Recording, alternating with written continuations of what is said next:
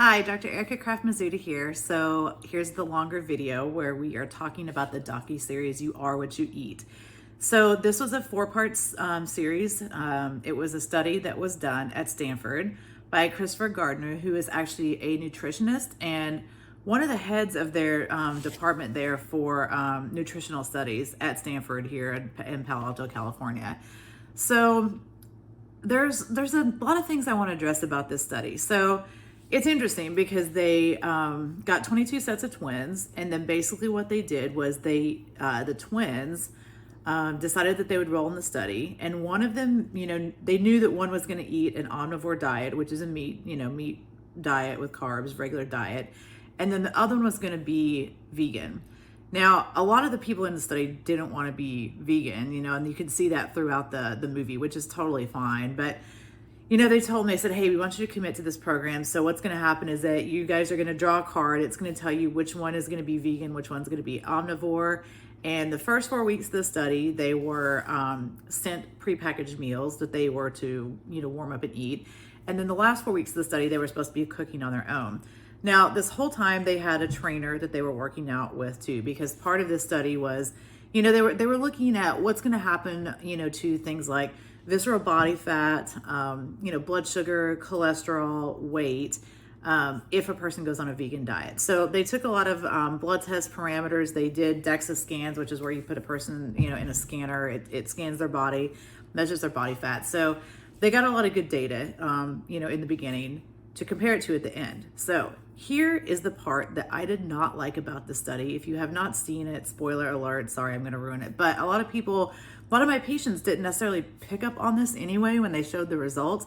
But this is what as a physical therapist, I don't like this. I don't like this movie. I don't like this docuseries. I don't like what it's promoting. And this is the reason why. So what they did find, which was awesome, was that there was a 10 to 15% drop in LDL cholesterol in these participants, which is the bad cholesterol.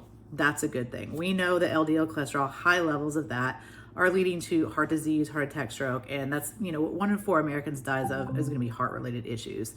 Also, there was a 25% drop in insulin, again, which is great. A lot of these people were definitely not healthy when they entered the study, and they were already insulin resistant and on the way to having type 2 diabetes. So it's awesome that the insulin dropped. Also a 3% drop in body weight, which is also completely fine. And they did see too, on most of the subjects, a decrease in the visceral fat, which is, fat it's in your body cavities, around your organs, not a good type of fat to have. So those are all good results. I like that. But what was interesting about this study was that every single person except for one had a decrease in their muscle mass, decrease in their lean muscle mass. That's extremely alarming, and they did not really address that, and I don't like that. I would love to see, and I don't know if this video will ever get to him, but Christopher Gardner, you need to redo this study, and now what you need to do is you need to put these people on a vegan diet that focuses on actual protein and making sure that they have the normal protein amount they should have daily, which is going to be over 100 grams. And if you can get these same results with the decrease in LDL, the insulin, the weight, but without the loss of muscle mass, and actually I would like to see if you can gain muscle mass, focusing on a new study. So the reason why that's so alarming, and a lot of my patients they like I said, they didn't think through it, they don't understand, so this is why I'm doing this video. Muscle mass is huge for your body. If you do not have muscle mass, this is why I see patients that are 80 years old that can't get up out of a chair. They go to a restaurant, they go to the bathroom and the toilet's low and they sit on the toilet and then they get stuck in there. I've literally had that happen to patients. These are the people that don't have the muscle mass to get up out of a chair and they lose their balance. And I had a lady who she didn't have enough lean or enough muscle mass. She had osteoporosis, and when she lost her balance getting up out of a chair, she sat down really quickly, but didn't realize she was to the side of it. She sat on the arm of the chair and it fractured her hip.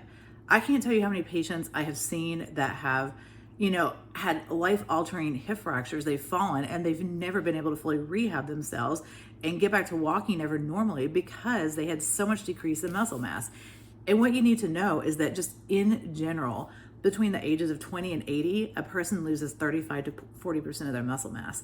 So here's the problem, is that if you go onto a new eating plan where you're not focusing on protein. And I'm not saying you can totally be vegan and get enough protein that's not coming from animal sources. So, this study could be good. It could show that maybe people should be vegan, but they need to redo it and focus on, can you be vegan, and focusing on eating enough plant-based proteins that you actually can gain or maintain muscle mass.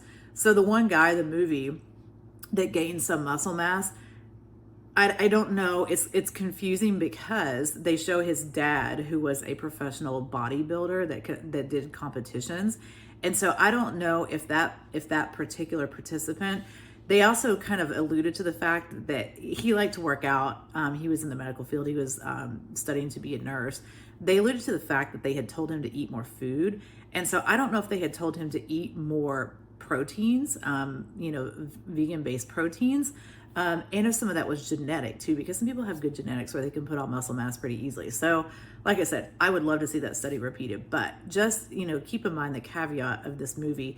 If you watch it, or this docuseries, and you think, I'm going to be vegan, I'm not saying that's bad. It's definitely good for people to eat more vegetables, more plant-based protein. I think it's probably definitely a good thing if people reduce their red meat intake, because we do know that is linked to colon cancers and certain other types of cancers.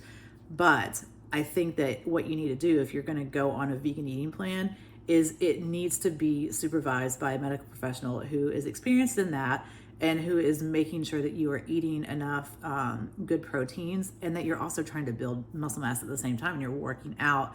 You might need to work with a physical therapist or an exercise physiologist, somebody who is trained in these things to help you build that muscle mass while you're changing the eating style so that you don't lose muscle.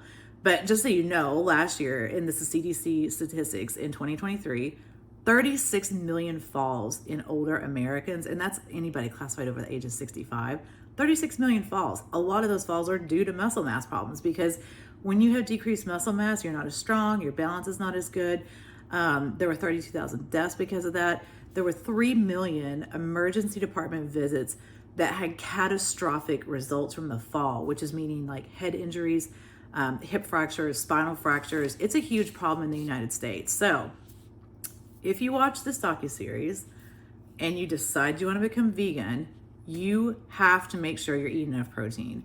And generally, you're going to need to eat at least 1 gram of protein per pound of body weight, at least, and the calculation sometimes even a little bit higher, so that you can maintain and not lose. If you're trying to gain, you need to eat more. So that's a lot. Like I try to eat about 115 to 20 grams of protein a day. And so some of those vegan things that you can look at are, for example, sorghum, which is comes from cassava. It kind of looks like couscous in a way, but it's a grain. It's actually gluten-free. And sorghum has almost 22 grams of protein in a cup. That's huge. A lot of people don't even know what it is. Same thing, farro is another good one. Farro in a cup has 6.5 grams of protein. A lot of people know what quinoa is. That's another great one, 8 grams. So, in eating these vegan diets, sometimes too, you need to have a nutritionist or a registered dietitian or somebody in the healthcare field to help you, because when you start to add a lot of these plant-based proteins, they have more fiber also. And so a lot of people get gastrointestinal distress or bloating, or, they get issues. So I guess my takeaway is it's an interesting docuseries. I think that they need to do a follow-up to that and really see if they can have these people get those same results that they got, but focus more on plant-based protein, show what they're eating, show how they're measuring it, show how many grams of protein they're eating. Do that study again and see if in 8 and 10 weeks they can get them to maintain muscle mass and or gain it. So that's my takeaway.